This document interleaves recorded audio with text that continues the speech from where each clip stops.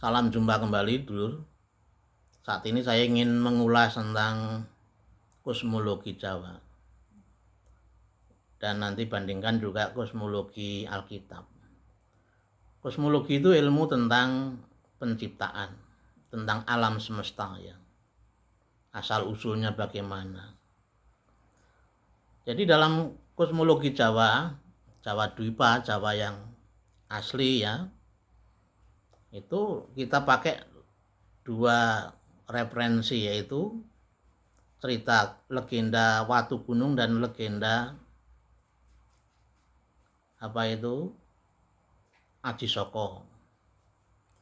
Jadi dalam dua legenda ini ya, peradab kosmologi Jawa dimulai dari situasi kekacauan, kebiadaban, kebiadaban tata nilai kehidupan. Dalam cerita Watu Gunung itu ayahnya namanya Radite. Radite itu orangnya tokmis. Nah, ketemu wong wedok ayu mek bojo, berarti akhir ngono. Tadi bojonya telu, istrinya 3. Somo, ya, Sinta sama adiknya Sinta itu juga didemeni, akhirnya di mek bojo. Sinta pergi ya, minggat dalam keadaan mengandung, lalu dalam pelarian dia melahirkan Watu Gunung ini. Watu Gunung menjadi raksasa yang jahat, menjengkelkan, sehingga ketika dia membuat jengkel ibunya, tutuk sama dengan enrong sini terluka dan minggat ya. Minggat lalu dia berguru, bertapa di gunung, sehingga dia diberi nama Watu Gunung oleh Dewa Siwa, dan diberkati bisa berkuasa atas semua, atas raja-raja, atas laki-laki dan perempuan, atas siang dan malam. Kemudian bahkan dia karena nakalnya, jahatnya ya, dia memperistri ibunya tanpa sepengetahuan dia, memperistri ibu tirinya, bahkan dia melamar istri Dewa Wisnu ya, Nawang Dewi siapa itu, Pertiwi apa siapa itu. Jadi kekacauan itu nah, kemudian membuat marah dewa ya. Kemudian Watu Gunung dihukum ya. Tapi karena begitu kuatnya dia bisa mengalahkan banyak dewa, mengalahkan banyak raja, membunuh, dan sehingga ketika dia dibunuh oleh Dewa Wisnu, dari kekacauan tadi, anggota keluarganya semua, bapaknya, ibu tirinya, saudara-saudaranya, raja-raja Wuku, itu kemudian dijadikan menjadi kalender Jawa. Namanya kalender dewasa. Dewasa dalam pengertian itu yang menciptakan, kalender itu yang menciptakan dewa. Ya. Yaitu ada 3 siklus. Ya. 3 siklus ya, yang pertama namanya Poncoworo. Ya, ada 5 hari pasaran. Yaitu Kliwon, ya, Pon, Wage, ya. Terus apa lagi itu? Paing, ya. Jadi ada 5 pasaran. Ini diambil dari Raja Kliwon dengan saudara-saudaranya yang kompak sekali yang dulu menjadi musuhnya Radite yang dibunuh oleh dibunuh oleh Radite ini yang dulu menjadi musuhnya ayahnya Watu Gunung menjadi Poncoworo yang terus anggota keluarga Watu Gunung dari ayahnya, ibu tirinya, saudara-saudaranya semua digabung ditata menjadi siklus hari Saptoworo, menjadi Saptoworo itu 7 hari yang namanya minggu Radite, hari Minggu, Senin, Somo, terus kemudian Rabu, Selasa,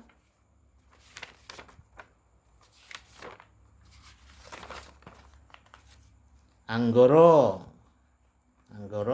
Rabu, Budo, Kamis, Respati, Jumat, Sukro, Sabtu, Tumpak.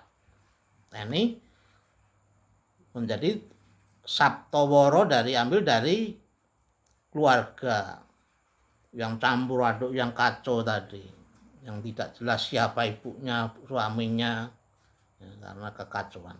Diciptakanlah namanya siklus Saptoworo. Sedangkan raja-raja yang lainnya yang ditaklukkan oleh, karena dalam tradisi Bali yaitu menaklukkan 27 Raja Wuku. Nah, Raja Wuku itu lalu dijadikan siklus pawukon, ada 30 wuku. Satu wuku 7 hari. Sehingga dalam satu siklus pawukon ada 210 hari. Nah, ini kalender Jawa. Dipakai untuk mengatur musim-musim, mengetahui musim-musim, untuk mengerti watak karakter manusia, dia wetonnya apa. Ya. Ilmu perbintang horoskopnya pawukon itu adalah horoskop Jawa. Ya. Pawukonnya ada namanya, setiap ada namanya. Nah, ini cerita Watu Gunung, dari kekacauan, kemudian oleh para dewa, ya, dari kekacauan itu ditata. Jadi para raja-raja yang sudah mati tadi dihidupkan kembali, lalu dibangunlah sebuah sistem kehidupan kalender Jawa, kalender dewasa. Dewasa dalam pengertian kalender yang diciptakan oleh para dewa.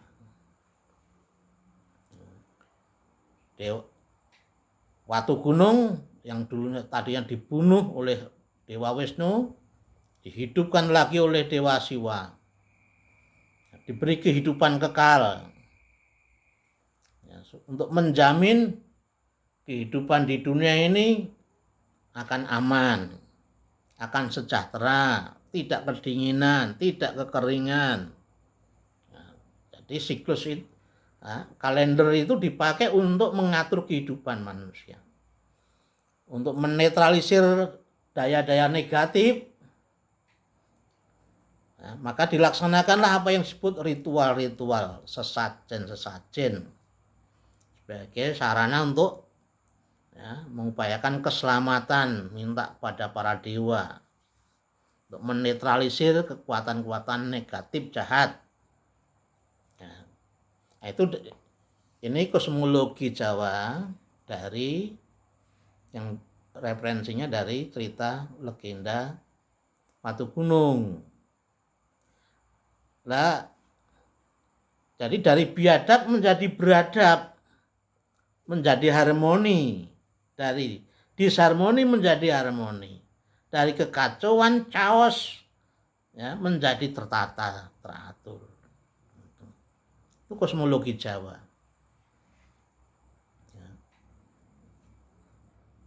Radite Minggu, Soma Senin, Anggoro Selasa, Budo, Rabu, Sespati, Kamis, Jumat, Sukro, Jumat, Tumpak, Sabtu tadi diingat ya.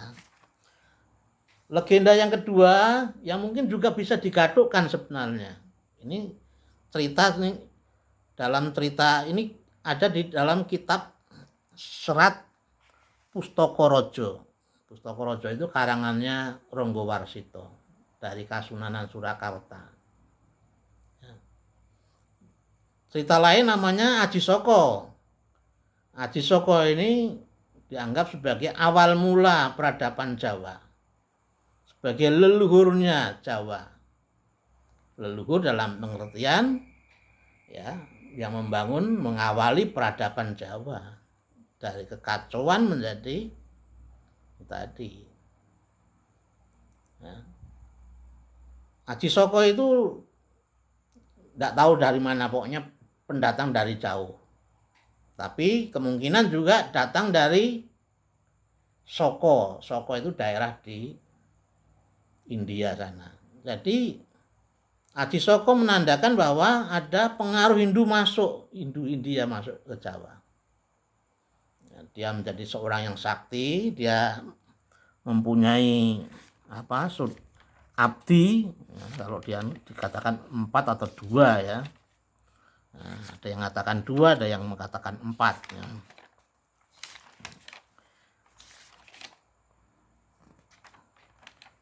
Dia datang dengan 4 ya, atau 2 abdi yang setia.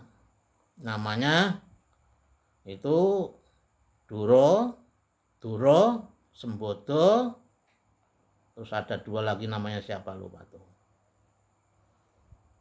Nah, ketika dia di Jawa ada kerajaan namanya Kerajaan Medang Kamulan yang dikuasai oleh Raja Dewata Cengkar, raja raksasa yang pemakan manusia, yang jahat, yang memberi ancaman, menindas rakyat.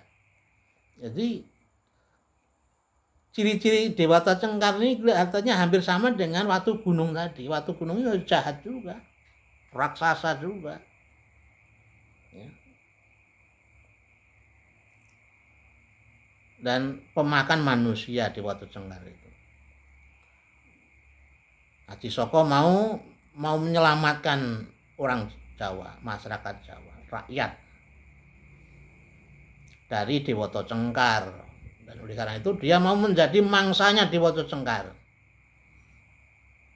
Ketika dia mau berangkat ke Medang Kamulan, kerajaan Medang Kamulan itu, kemudian dia menitipkan pusaka saktinya, katanya keris atau apa gitu. Tapi kalau keris itu asli Jawa, kalau di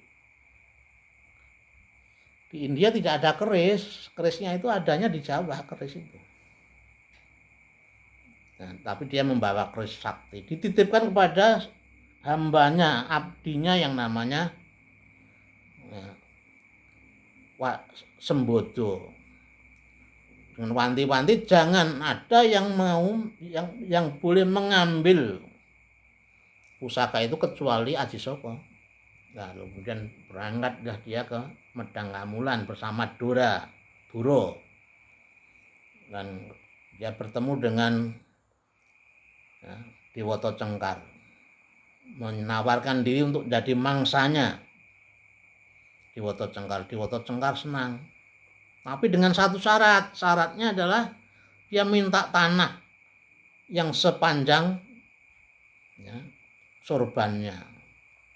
Nah, sorbannya kan kelihatan kecil, ditaruh sini kecil, pendek aja. Dewata Cengkar nggak senang, nggak apa-apa. Kemudian Dewata Cengkar dipersilakan untuk menggulung seberapa panjangnya sorban itu. Digulung sampai laut kidul sana. Sehingga Dewata Cengkar masuk tenggelam di laut dan berubah menjadi bajul putih. Bajul itu buaya putih. Nah, cerita buaya putih itu atau tembusnya di Gerobokan sana, Purwodadi, sana ada Bledug Kuwu. Nah, tembusnya ke Goro Kidul itu. Nah, di bawahnya itu ada penghuninya, namanya itu Buaya Putih, Dewata Cengkar tadi. Dan ketika Dewata Cengkar sudah berubah menjadi Buaya Putih dan tidak kembali lagi ke Medang Kamulan, kemudian Adisoko diwisuda menjadi raja dengan gelar Sri Mahapunggung pertama. Nah, itu Sri Mahapunggung pertama itu menjadi leluhurnya, dianggap sebagai leluhurnya Jawa, orang Jawa yang terkenal, yang bijaksana, yang menanamkan ya, tradisi membaca menulis pada orang Jawa, menjadi orang-orang yang beradab, yang teratur. Dan ketika dia jadi raja, kemudian dia mengutus hambanya Dora untuk datang kepada Sembodo untuk mengambil pusakanya.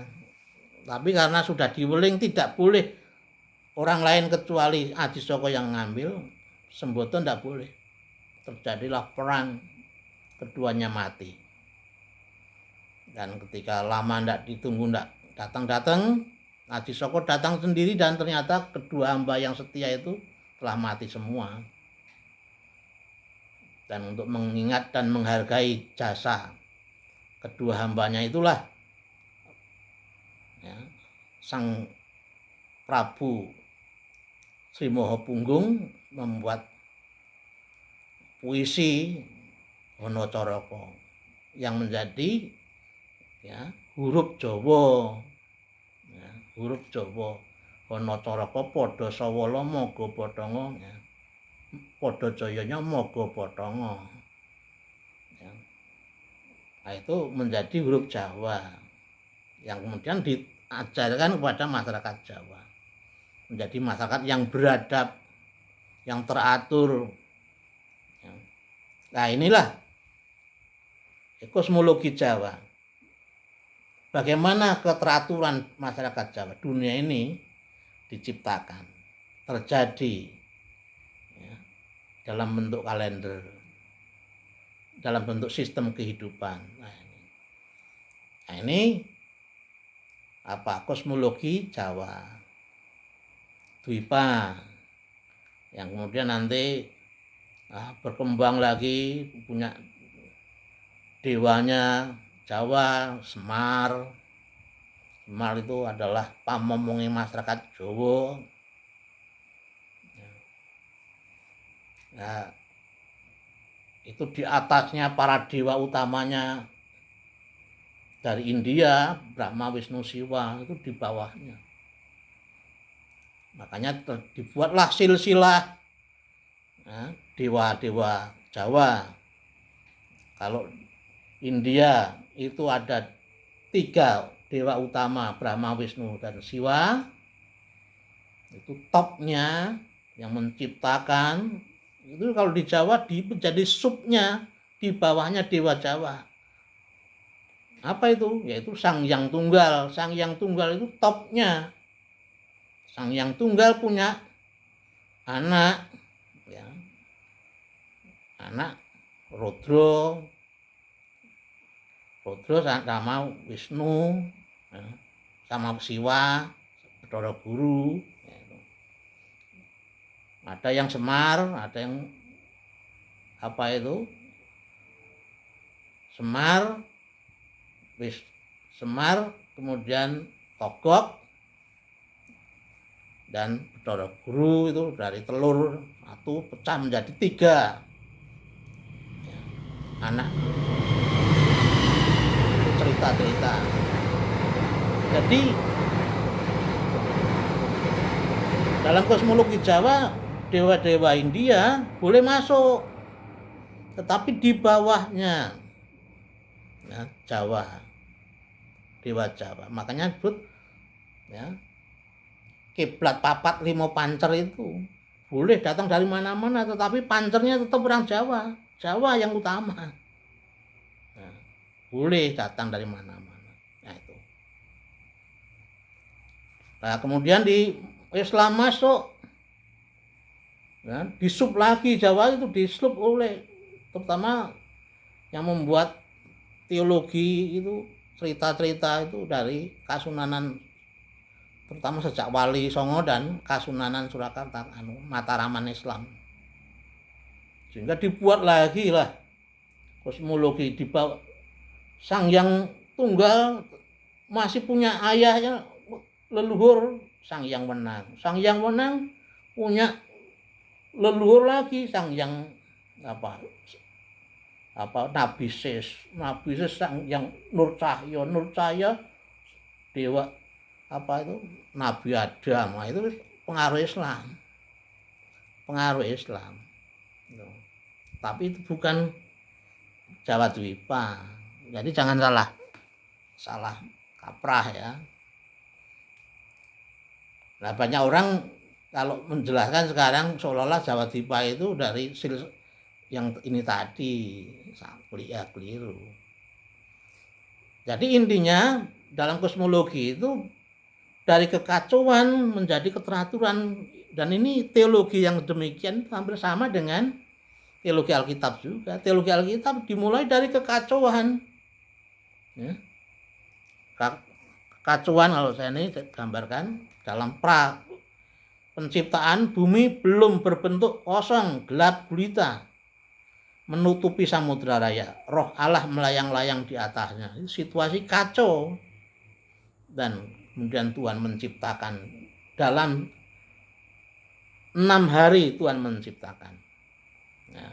Hari pertama Allah menciptakan terang dan dipisahkan dari gelap, sehingga terang itu disebut siang, gelap disebut malam. Hari kedua Allah menciptakan cakrawala yang disebut langit untuk memisahkan air yang ada di atas dan di bawah cakrawala. Hari yang ketiga Tuhan menciptakan darat dan laut untuk menumbuhkan tunas-tunas tanaman. Hari yang keempat Tuhan menciptakan benda-benda penerang untuk menentukan masa-masa dan tahun-tahun, musim-musim, siang dan malam, untuk menerangi bumi. Ya, 2 penerang yang besar disebut matahari untuk menerangi siang. Yang kecil disebut bulan untuk menerangi malam. Hari yang kelima Tuhan menciptakan burung dan binatang-binatang, makhluk-makhluk hidup di laut. Hari yang ke-6 Tuhan menciptakan binatang-binatang di bumi yang merayap, ya, dan binatang-binatang ternak dan liar di bumi.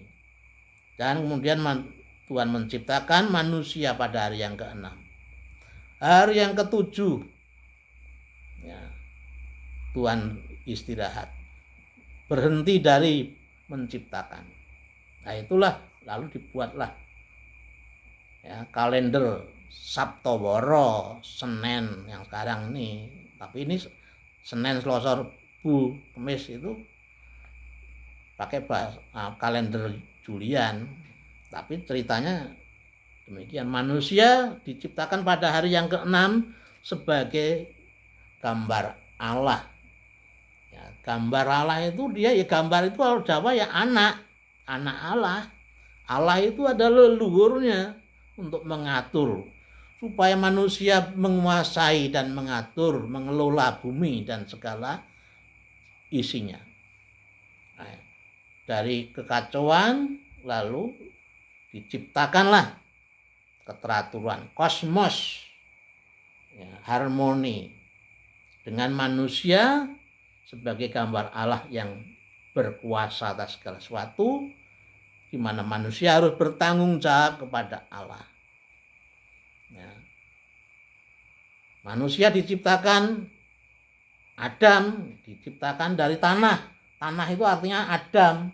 Bahasa diciptakanlah manusia dari tanah. tubuhnya dari tanah. Makanya disebut Adam, manusia pertama itu Adam. Adam itu artinya tanah, debu. Bangun, kemudian untuk menjadi makhluk yang hidup, dihembusilah napas Allah. Melalui hidungnya menjadi makhluk yang hidup, itulah manusia.